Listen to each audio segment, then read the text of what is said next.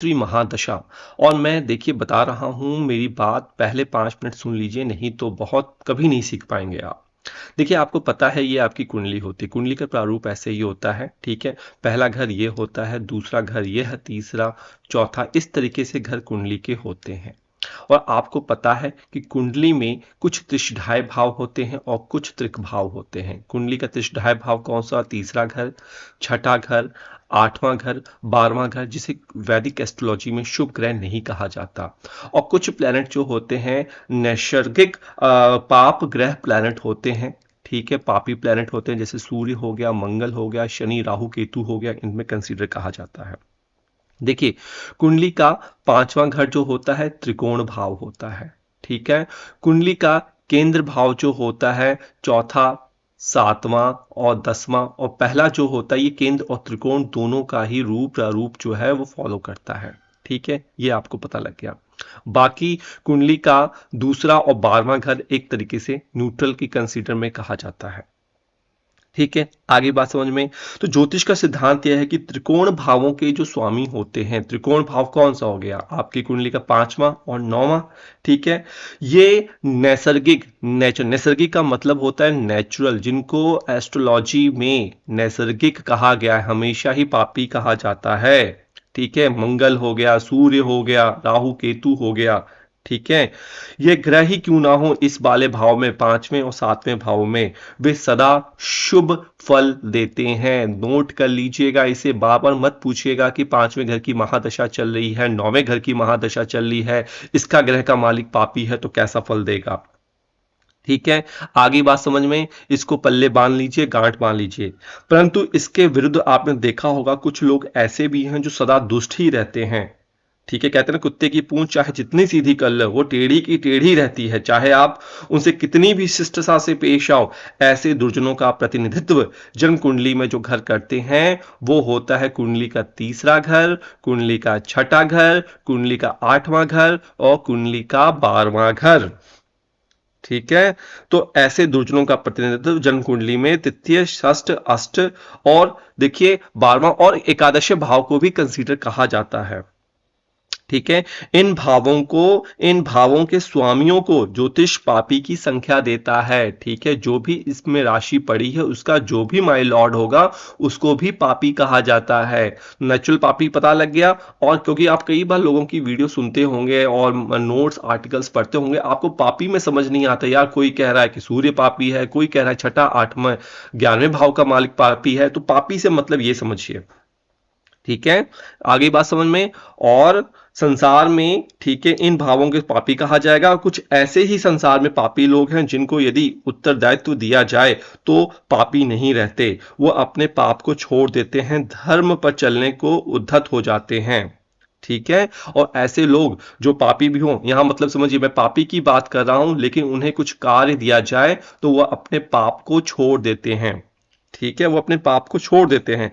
ऐसे कुंडली के कौन से वो भाव होते हैं, ठीक है। कुंडली का पहला घर, कुंडली का चौथा घर, कुंडली का 7वां घर और कुंडली का 10वां भाव। आगे बात समझ में, ठीक है। लाइक, सब्सक्राइब, नोटिफिकेशन बेल अब यहां पे दबा दीजिए। अब तो बनता ही है, क्योंकि मैंने आपको बहुत ढंग से बात बताई है। पापी क्या है, नेचुरल पापी क्या है, कुत्ते की धूम वाला ग्रह कौन सा है, और कुछ घर, वो ये 4 घर जो बीच के हैं, ये पापी क्यों ना हो, इनको शुभ कार्य दे दिया जाए तो ये शुभ ही करेंगे, ठीक है। इसी प्रकार कुछ ऐसे भी नेक लोग हैं जिन्होंने पूर्व जीवन में सदाचार और नैतिकता का प्रमाण पेश किया, परंतु अब जब उनको जिम्मेदारी का काम दिया गया तो अपनी नैतिकता और शुभता को छोड़ बैठे। इसी प्रकार से बदल जाने वालों का प्रतिनिधित्व केंद्रों के स्वामी नैसर्गिक शुभ ग्रह करते हैं, ठीक है जी। बात समझ में आ गई आपको? ये बात आप नोट कर लीजिए, नोट अभी बना लीजिए, नहीं तो भूल जाएंगे, ठीक है। और मैं आने वाली वीडियो में सभी लग्न में बताऊंगा किसकी महादशा अच्छी जाएगी, किसकी खराब जाएगी, ठीक है। एक बात और यहां कहना चाहूंगा, कुछ ऐसे भी लोग हैं जो मौका देखते हैं, अवसरवादी होते हैं, आपके आसपास बहुत होंगे, है ना? तो लिख लीजिए ज्योतिष घर में, जी मेरे पास अवसरवादी हैं जो कि हवा का रुख देखकर बात करते हैं। यदि वे नेक आदमियों में रहें तो नेक हो जाते हैं, और यदि दुष्ट आदमियों में रहें तो दुष्ट। ऐसे व्यक्ति का प्रतिनिधित्व जन्म कुंडली के दूसरे, यस, दूसरे और 12वें घर के मालिक करते हैं। ठीक है, ये बदल जाते हैं, अवसरवादी होते हैं ये घर, ये याद रखिए आप, नहीं तो नहीं याद कर पाएंगे। ठीक है, तो दूसरे और 12वें घर का मालिक ये काम करते हैं। और संसार में ये भी देखा गया है कि जो लोग अपने को बदल सकते हैं, ठीक है, उनको यदि सज्जनों का संग मिल जाए तो बहुत सुखी रहते हैं। तो दूसरे शब्दों में, केंद्र और त्रिकोण घरों के स्वामियों का परस्पर मेल, अगर आपकी कुंडली में आपके केंद्र और त्रिकोण के मालिकों का संबंध बन जाता है कहीं भी, तो उसे अच्छा संबंध समझा जाता है, वो राजयोग का नाम उन्हें दिया जाता है। ठीक है, राजयोग का नाम दिया जाता है। तो यह नियम आपको याद करना है, यह नियम आपको याद करना है। ये स्पेशल वीडियो मैं नियम बता रहा हूं इसको, ठीक है। अब इसके बाद अगली वीडियो से मैं मेष लग्न से शुरू करूंगा और मीन लग्न तक सभी का बताऊंगा, लेकिन ये विंशोत्तरी दशा का पहला पार्ट आपको जरूर देखना है। ये बात नोट्स बना लीजिए आप, ठीक है, नहीं तो आप भूल जाएंगे 101%। ठीक है, और जो लोग देखिए हमारी मेंबरशिप लेना चाहते हैं वो ज्वाइन अस कर लीजिए, क्योंकि वहां पे भी हमने मॉड्यूल्स आपको दे रहे हैं, स्पेशल मॉड्यूल्स, जिसको आप वहां पे घर बैठे सीख सकते हैं, चाहे आप गृहिणी हो या गृहिणी ना हो।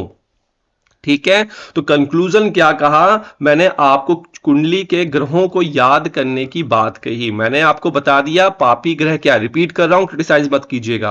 पापी ग्रह के बारे में बता दिया कि कुंडली के तीसरे, छठे, 8वें, 11वें घर के मालिक जो है पापी कहलाते हैं। नेचुरल पापी बता दिया मैंने आपको, सूर्य, मंगल, राहु, केतु, शनि के बारे में बता दिया।